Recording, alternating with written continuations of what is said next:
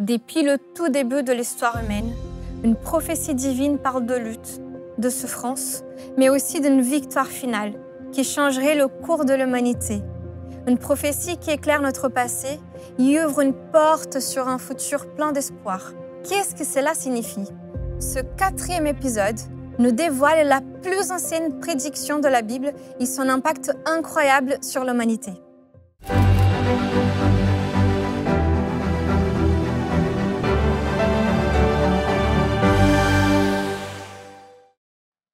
On raconte l'histoire de cet homme qui voulait se marier. Il cherchait la femme parfaite, physiquement, intellectuellement et dans tous les domaines. Étant encore célibataire après plusieurs années, son ami lui demanda s'il avait enfin trouvé cette femme parfaite qu'il espérait. « Oui, lui répondit-il. « Pourquoi ne l'as-tu donc pas épousée ?» poursuivit son ami. Il répliqua « Parce qu'elle cherchait l'homme parfait. » L'histoire de cet homme à la recherche de la femme parfaite reflète le désir d'une humanité imparfaite, en quête de perfection, que ce soit dans le travail bien fait ou dans la vie en général. Le texte biblique nous dit que lorsque Dieu créa l'homme, celui-ci était parfait et vivait dans un monde parfait. Le récit précise que l'homme avait été créé à l'image de Dieu. Il ne s'agit pas ici simplement d'une ressemblance physique. L'image divine dont parle le texte biblique renvoie à des qualités comme l'intelligence, la parole, la créativité, ainsi qu'à la capacité à gouverner et de prendre soin de la planète. Cependant, pour être totalement à l'image de Dieu, il lui fallait encore une dernière chose. Dieu la lui donna en lui donnant un ordre. « Tu pourras manger de tous les arbres du jardin, mais tu ne mangeras pas de l'arbre de la connaissance de ce qui est bon ou mauvais. » Par cet ordre, Dieu donne à l'homme la possibilité de faire un choix. Adam et Ève devaient choisir de faire confiance ou pas à Dieu. En réalité, Dieu leur fait don de la liberté. La liberté, c'est mon choix. En donnant à l'homme le choix, Dieu leur dit « Je veux que tu sois libre. » Tellement libre que tu seras libre même de me quitter et de ne pas me faire confiance. Sans liberté, l'homme n'aurait pas été totalement à l'image de Dieu. Le récit se poursuit en nous disant comment le premier couple a fait usage de son libre arbitre pour choisir de ne pas suivre les instructions divines. C'est ainsi que le péché est entré dans le monde, créant un abîme entre l'homme et Dieu. Les conséquences de leur choix sont immédiates et semblent irréversibles. Elles sont visibles au niveau de leurs émotions. Ils ont honte, ils ont peur. Leur sentiment de bien-être qui les habitait jusque-là a complètement disparu. Ils sont envahis par des sentiments négatifs. La souffrance entre dans le monde et avec elle le chaos. La Bible explique que par un seul homme, le péché est entré dans le monde, et par le péché, la mort, et qu'ainsi la mort est passée à tous les humains. La faune et la flore sur lesquelles régnait Adam ont été impactées, elles aussi. Toute la planète était concernée par le choix de celui qui la dominait. Cette mort n'est pas présentée comme une punition divine, mais comme la conséquence inéluctable lorsqu'on se coupe de la vie. La Bible nous dit que Dieu est la vie et qu'il n'y a pas de vie en dehors de lui. En se séparant de Dieu, Adam et Ève se sont séparés de la source de la vie. La conséquence naturelle était donc la mort. La branche tire sa substance vitale du tronc. Si celle-ci est coupée, donc séparée du tronc, elle est condamnée à mourir. Elle n'a pas de vie en dehors de celui-ci. De même, l'homme ne peut pas vivre en dehors de Dieu qui lui donne la vie. Les conséquences de ce choix sont dramatiques et partout visibles. Le constat est unanime. L'histoire de l'humanité est parsemée de violence, de haine, de guerre, engendrant une misère profonde. Désormais, l'homme naît dans la souffrance, vit dans la souffrance et meurt dans la souffrance. Les maladies nous atteignent physiquement, mais aussi psychologiquement émotionnellement. Nul ne peut y échapper. Tôt ou tard, nous y sommes confrontés. Et la finalité est partout la même, la mort. Alors que la situation semblait désespérée, Dieu intervient par une prophétie. Le Seigneur Dieu dit au serpent, « Je mettrai de l'hostilité entre toi et la femme, entre ta descendance et sa descendance. Celle-ci t'écrasera la tête et tu lui mordras le talon. » Cette prophétie semble mystérieuse. Et pourtant, c'est la première donnée dans toute la Bible, la plus ancienne et surtout la plus importante. Elle est donnée sous la forme d'une métaphore. Il est question d'une femme avec sa descendance d'une part et d'un serpent de l'autre. Il y a une hostilité, un conflit opposant les deux parties. Cette image nous renvoie à d'autres textes dans la Bible. On comprend donc que le serpent est un symbole du diable ou des forces du mal. La postérité de la femme est un symbole de l'incarnation du Fils de Dieu, Jésus-Christ. Nous sommes donc au cœur du conflit opposant les forces du bien aux forces du mal. Et cette guerre est partout palpable, dans tous les domaines et à toutes les époques. Cette première prophétie biblique nous dit que Dieu a prévu un plan pour sauver l'humanité du chaos engendré par le péché. La souffrance et la misère auxquelles nous sommes confrontés au quotidien ne sont pas une fatalité. Dieu a mis en place une solution pour tirer l'homme de ce mauvais pas. Toutefois, le prix à payer est infiniment grand. Dieu va devoir envoyer son Fils, qui deviendra homme, pour vivre parmi les hommes et mourir comme le plus misérable des hommes.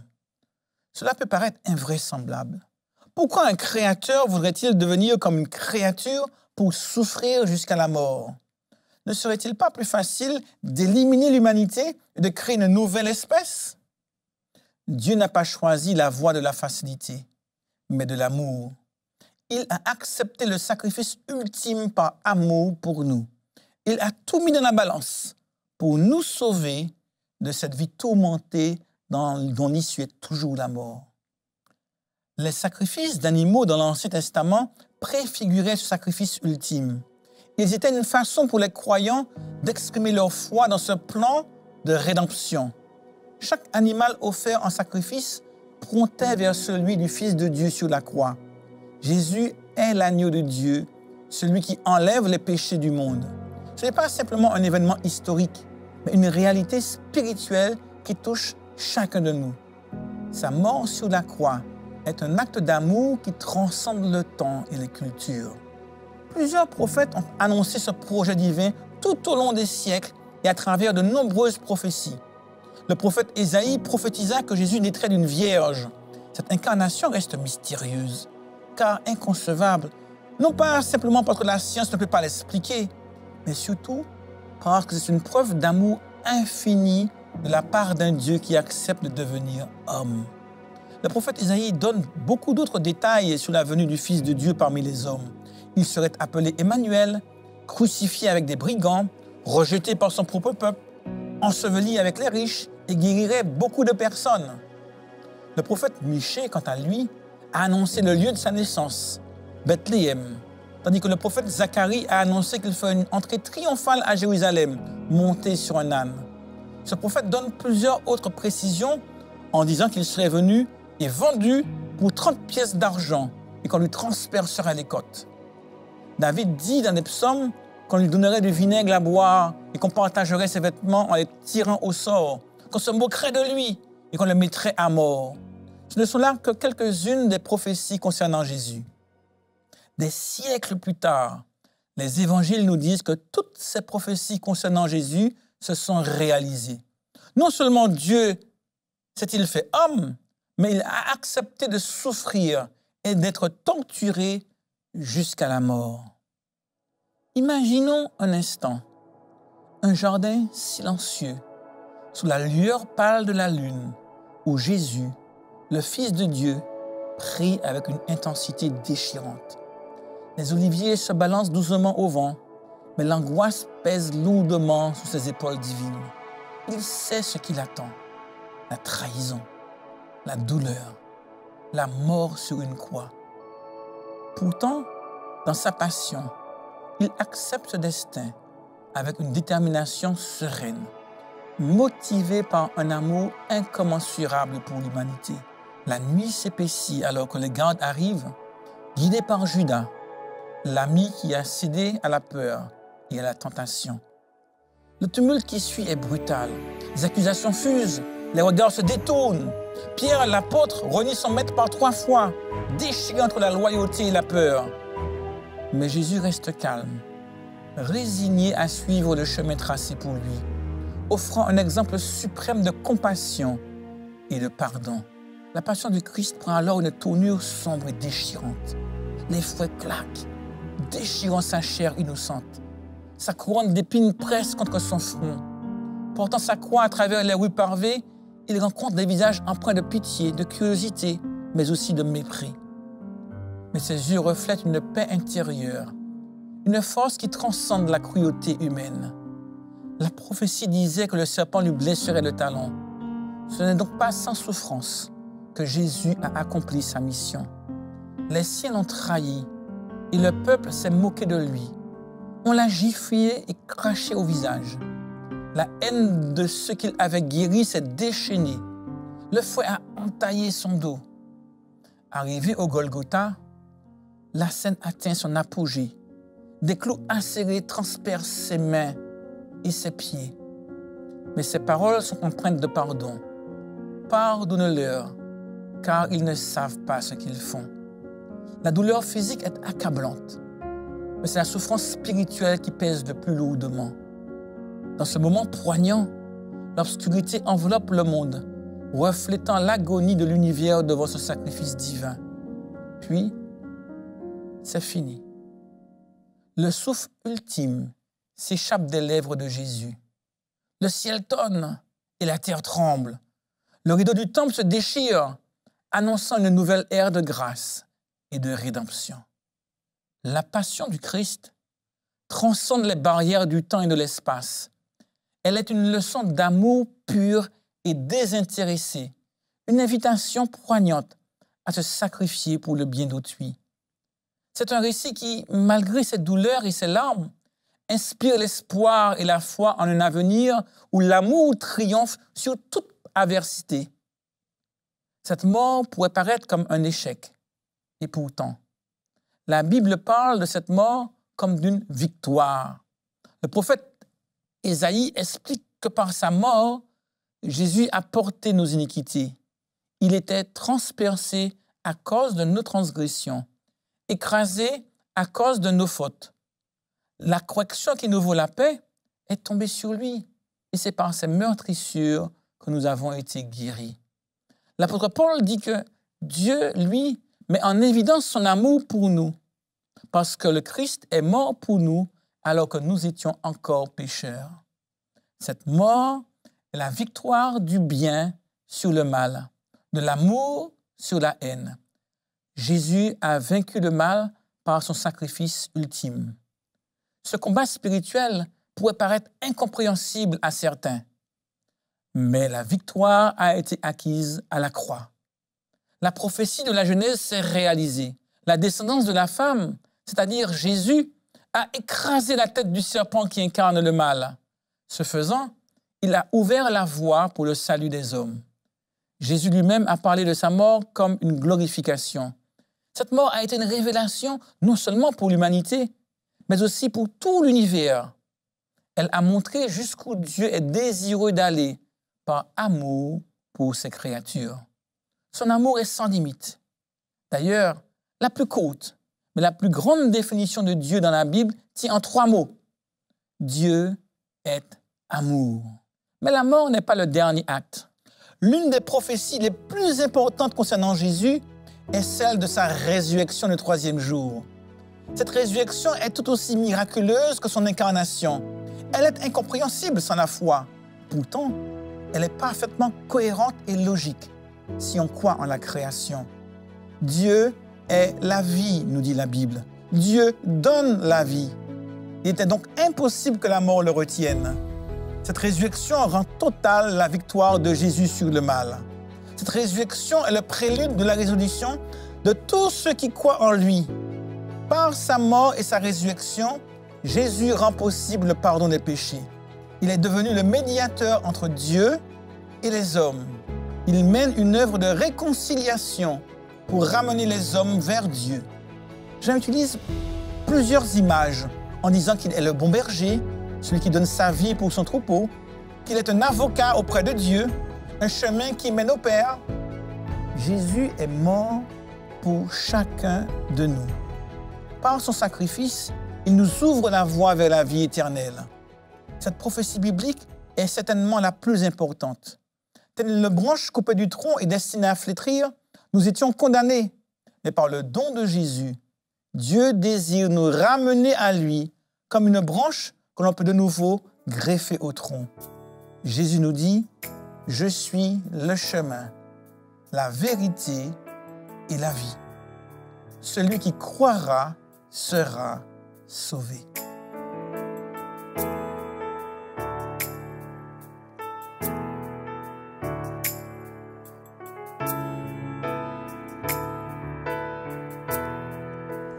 Merci pour la croix, Seigneur.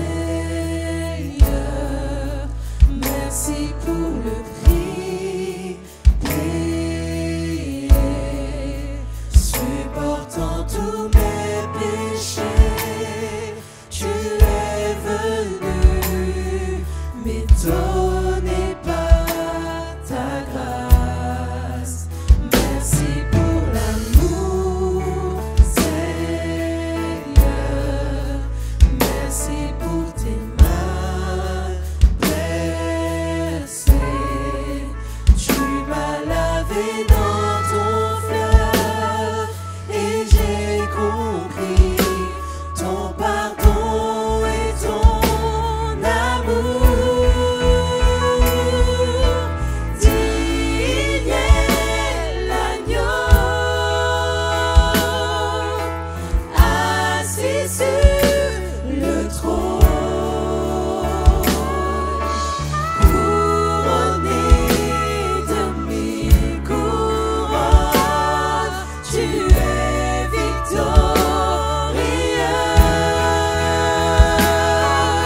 saint et élevé. Jésus, Fils de Dieu, le trésor des cieux fut crucifié. Digne est l'agneau, digne est l'agneau,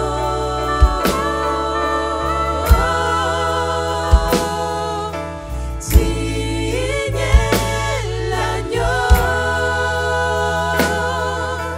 assis sur le trône, couronné de mille couronnes. Tu es victorieux, saint et élevé. Jésus, Fils de Dieu,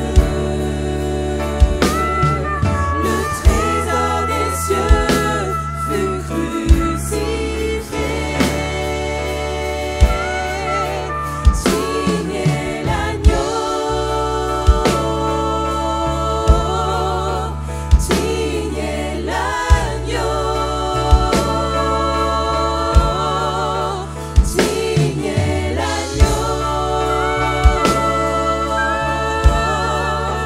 digne est l'agneau.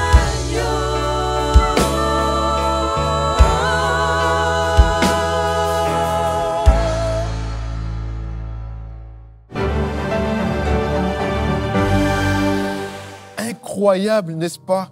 La résurrection de Jésus montre à quel point la Bible est vivante et actuelle.